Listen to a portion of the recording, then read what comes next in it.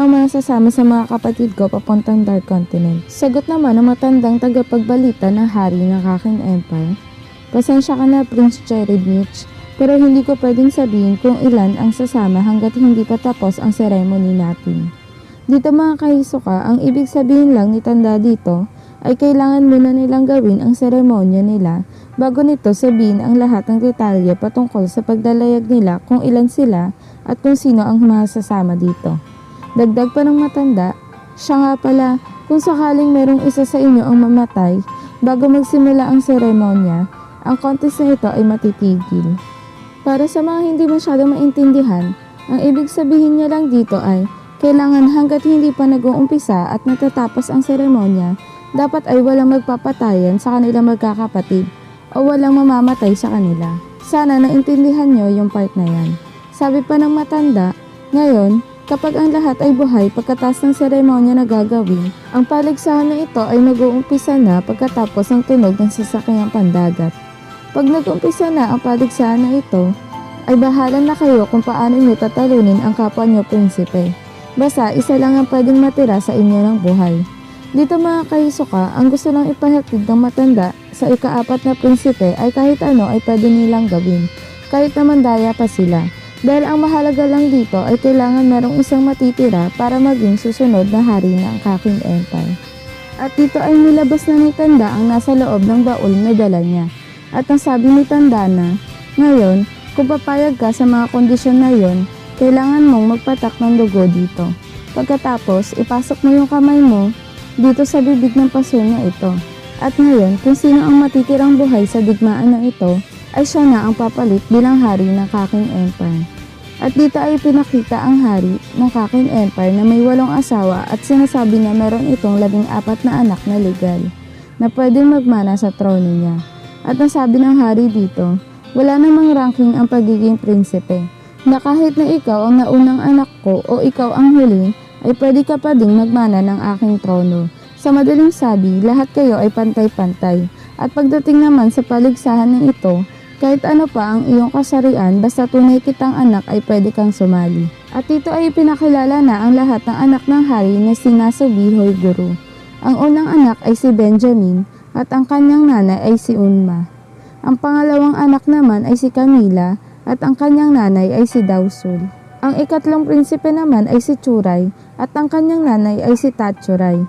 Ang ika-4 na prinsipe naman ay si Cherednich. At ang tingin ko, ito ang magiging pinakamatinding mga kalaban ng ating bida na si Kurapika. Dahil na nga sa mahilig itong mangolekta ng mga parte ng katawan ng tao at pati ang mga pulang mata ay kinokolekta niya rin. Ang ika-5 prinsipe naman ay si Chobepa at ang kanyang nanay ay si Dausul. Ang ika-6 ay si Prince Tyson at ang kanyang nanay ay si Katrono. Ang ika-7 prinsipe ay si Luzors at ang kanyang nanay ay si Dausul. Ang ika-8 prinsipe ay si Sari-Sare at ang kanyang nanay ay si Cinco-Cinco. Ang pang-9 na prinsipe ay si Hunter Burge at ang kanyang nanay ay si Dausul. Ang pang-10 prinsipe ay si Kachu at ang kanyang nanay ay si Seiko. Ang ika-11 na prinsipe ay si Fugetsu at ang kanyang nanay ay si Seiko. Ang ika-12 prinsipe ay si Momose at ang kanyang nanay ay si Sevenchi. Ang ika-13 na prinsipe ay si Marayam at ang kanyang nanay ay si Sevenchi. At ang huli, ang ika-14 na prinsipe ay si Wable at ang kanyang nanay ay si Oito. At dito natin masasabi na kahit anong edad mo pa ay pwede kang sumali sa pakikipag-agawan ng trono bilang hari ng Kakin Empire. At ito ang 14 na kasali sa darating na paligsahan para sa pwesto ng hari ng Kakin Empire. At kailangan isa lang ang matira sa kanila para tanghalin na susunod na hari ng Kakin Empire. At dito sa larawan na ito ay makikita na natin ang ika-4 na prinsipe na nagpapatak ng kanyang sariling dugo sa paso na dala ni Tanda. At nasabi ni Tanda dito na, dahil sa natapos ka na magpatak ng dugo dito sa jar na dala ko, ngayon pakiusap ko lang sa'yo na ilagay mo naman ang iyong kamay sa bunganga nito. Sabi ni Cherednich, wala namang kakagat sa kamay ko kapag pinasok ko to dito, diba? Sagot ni Tanda, huwag ka mag-alala, magtiwala ka lang. At ito na nga, nung naipasok na ni Cherednich ang kanyang kamay sa jar, dito ay biglang may lumabas na usok at sa loob nito ay merong isang maliit na babaeng may dalang itlog. at ipinakain ito kay Cherednich. At pagkatapos niya itong ipakain kay Cherednich, agad naman siyang bumalik agad sa loob ng jar, na biglang nagtanong si Cherednich, "Okay na ba yun? Tapos na?" Sagot ni Tandang Bansot, "Opo, prinsipe, tapos na yon." Sagot ni prinsipe na parang nagtataka, "Wala namang ibang nangyayaring kakaiba. Pero ayun lang ba yon? Yung maipakain lang siya sa akin?" Sagot ni Tandang Bansot, "Oo, tama ka, dahil ang tradisyonal ng Kakin Empire ay ipakain sa inyo ang itlog na nanggaling dito sa jar na ito." At dito ay ipinaliwanag niya na ang patungkol sa dala niyang jar.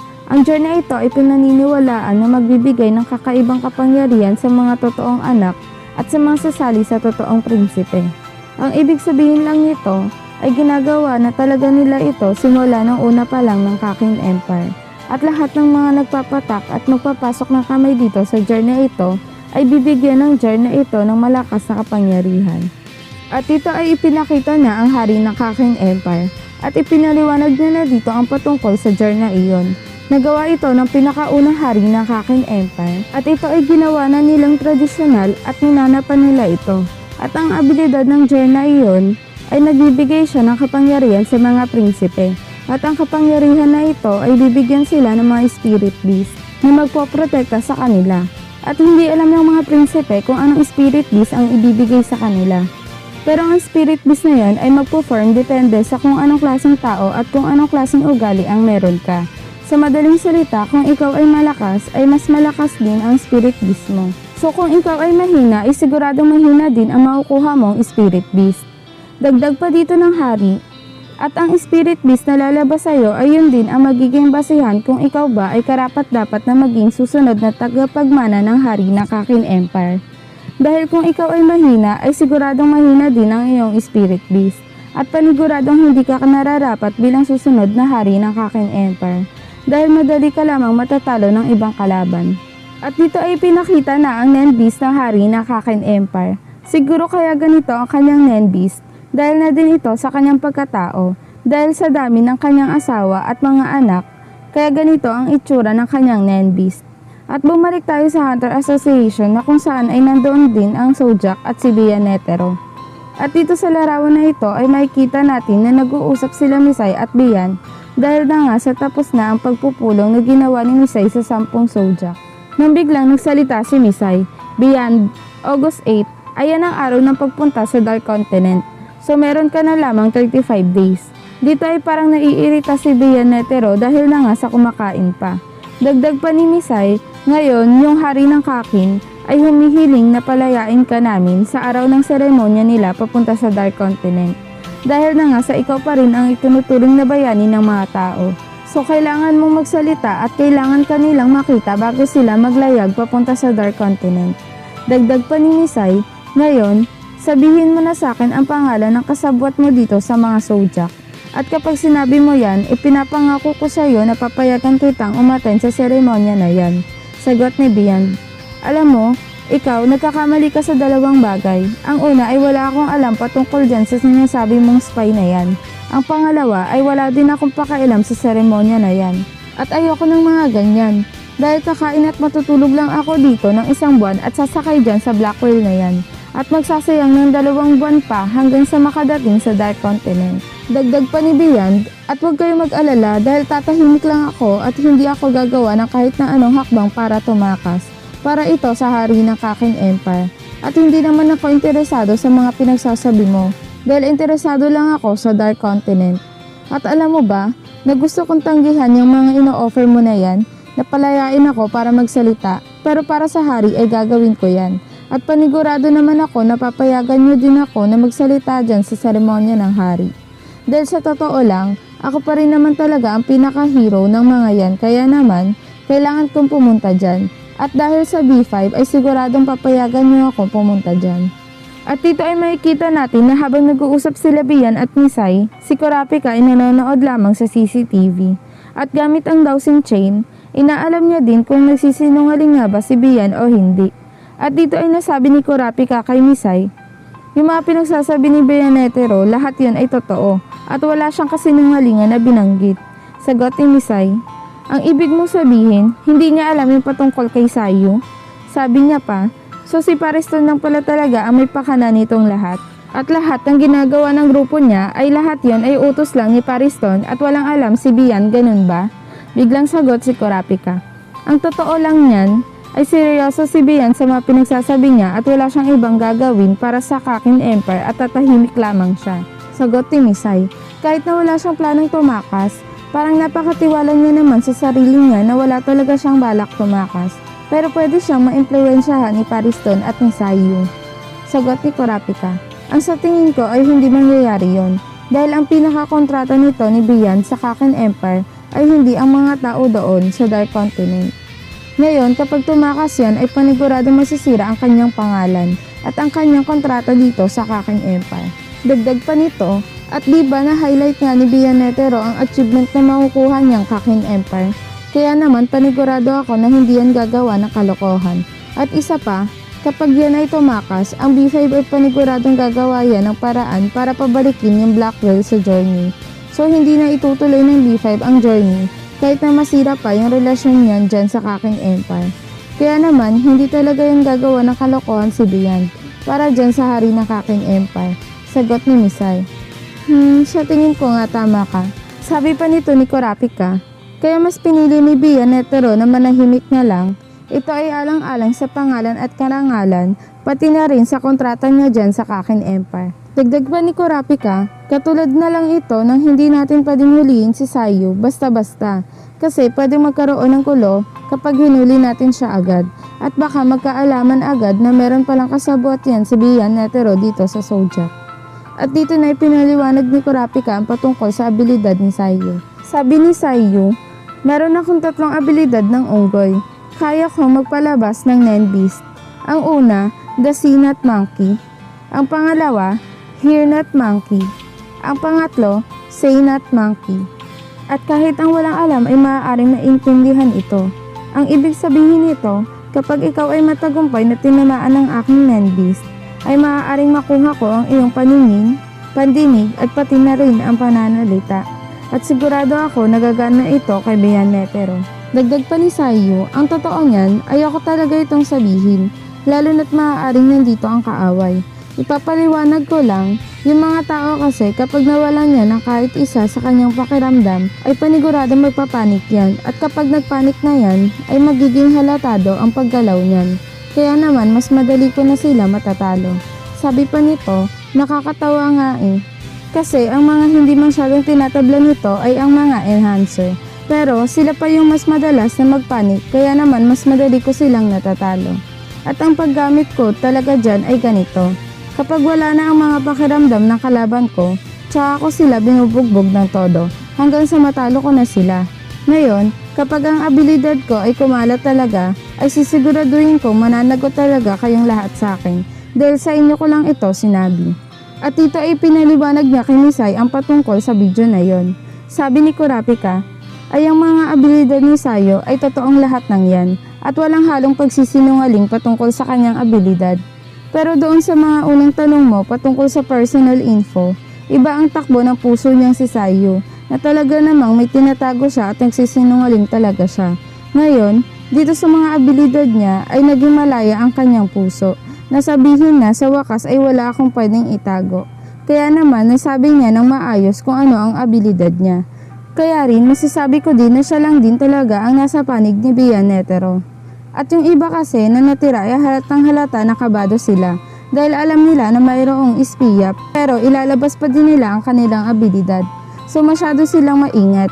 Kaya naman halatang halata sa mga galaw nila at ayun ay mga taong inosente maliban lang dyan kay Sayu. At ngayon dahil sa napatunayan na si Sayu ang ispiya, wala tayong gagawing hakbang laban dyan kay Sayu. Maliban na lang sa pagmamonitor sa kanya, lalo na yung mga tawag niya, ilalag natin ang lahat ng yan. Dahil kailangan nating masubaybayan ang bawat kilos niya, kasi baka kung ano ang pinag-uusapan niyan sa kabilang grupo. Kaya naman, hindi natin siya huhulihin, kundi susubaybayan lang natin siya. Sagot ni Misay. Ganun lang pala ang mga gagawin natin, hahayaan lang muna natin sila.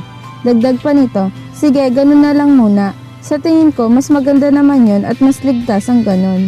Kaya naman, pagplanuhan na lang muna natin ang lahat bago natin hulihin yan si Sayu. Sagot ni Kurapika, At ngayon, dahil alam na natin yung mga abilidad ni Sayo, dapat gumawa na tayo ng mga plano.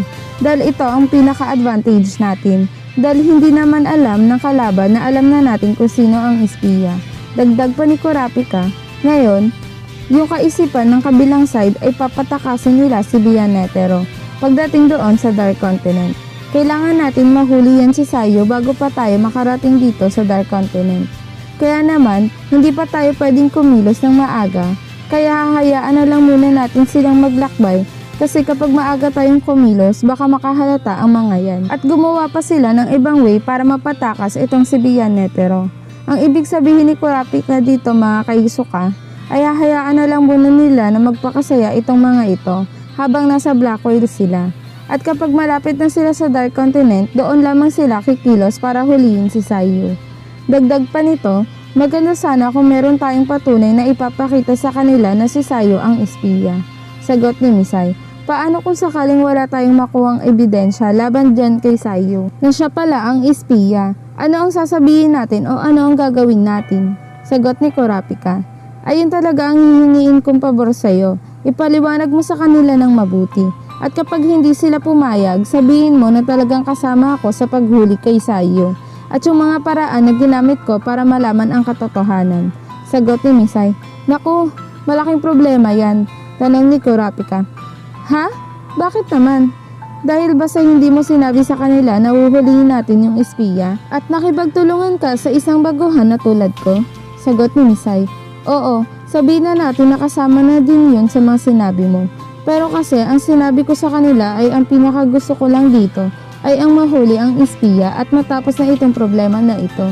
At ngayon, kapag nalaman nila na maarte-arte lang ako sa harap nila para mahuli kung sino ang espiya, ay talaga namang magagalit yung mga yan. Sasabihin nila na bakit kailangan ko pang gawin yung mga bagay na yon. So pwedeng ang mga tiwala nila sa akin ay biglang mawala, na baka isipin nila na maarte na naman ako. Lalo na ngayon na mas tumibay pa ang aming pagsasamahan dahil nga sa sinabi na namin ng aming mga impormasyon sa bawat isa. Kaya naman mas naging komportable na kami sa bawat isa. At dito nga mga kahisuka ay masasabi natin na nagkaroon na naman ng isang problema sila Misay at Kurapika. Dahil nga sa hindi nila alam kung paano sasabihin sa Zodiac na alam na nila kung sino ang espiya sa loob ng asosasyon. At dito ay natapos na ang kanilang pag-uusap at lumabas na sila sa silid. Nang biglang tinawag ni Chidel si Misay. Misay, pwede ba kita makausap kahit sandali lamang? At si Kurapika naman ay may kinakausap sa kanyang telepono. At ito ay walang iba kundi ang tauhan niya na nasa Nostrade family. At ang sabi nito na, hello, ako to si Kurapika. Meron ka na bang nakuhang info dyan sa website ng Kakin? Sagot nitong tauhan niya.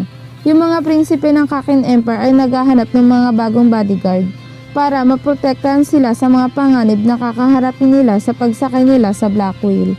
At dito naman kala Chidel at Misay, nasabi ni Chidel na, Misay, meron tayong problemang kakaharapin dahil yung mga natanggal sa Hunter exam ay sasama sa pagsakay sa Black Whale papuntang Dark Continent bilang bodyguard naman ng mga prinsipe. Sagot naman ni Kurapika sa kanyang bodyguard, sige, ganito. Masasabi mo ba sa akin kung sino yung mga prinsipe na naghahanap ng mga bodyguard nila? Sagot nitong tauhan ni Kurapika, hindi dahil ang nakalagay lang dito ay yung mga perang matatanggap na kabayaran ng makakapasang bodyguard nila. At dito na nagtatapos ang chapter 10 ng Dark Continent Arc. Isang nakakabiting katapusan na naman ang ating nasubaybayan mga kaisuka. Dahil na nga sa mas dumadami pa ang kakaharaping problema ng Zodiac. Ang una ang espiya, pangalawa ang mga prinsipe at ngayon yung mga tauhan ni Pariston ay makakasakay na din sa Black Whale dahil nga sa magiging bodyguard dito ng mga prinsipe. At ating susubaybayan pa ang mga susunod na chapter dahil araw-araw ako mag-a-upload ng patungkol sa manga ng Dark Continent. Kaya naman huwag kayo magsasawang subaybayan ang aking mga gawa at suportahan ang ating channel. At kung nagustuhan nyo ang ating kwento, share nyo na ito at mag-iwan na din kayo ng isang like sa ating video para mas ganahan akong gumawa pa ng mas maraming video. At shoutout muna tayo para sa mga loyal sa channel natin. Shoutout sa'yo, Dries Tulalian, Yukihira Escobar, Anthony Baita, RJ Vals, Jackie Lumakad, RS Hero, Jonjon Aragon Corina, Mark Karandang, Ariel Solis, at special shoutout sa nag-message nito. Muli, maraming salamat po. Ito po si Hunter Hisoka.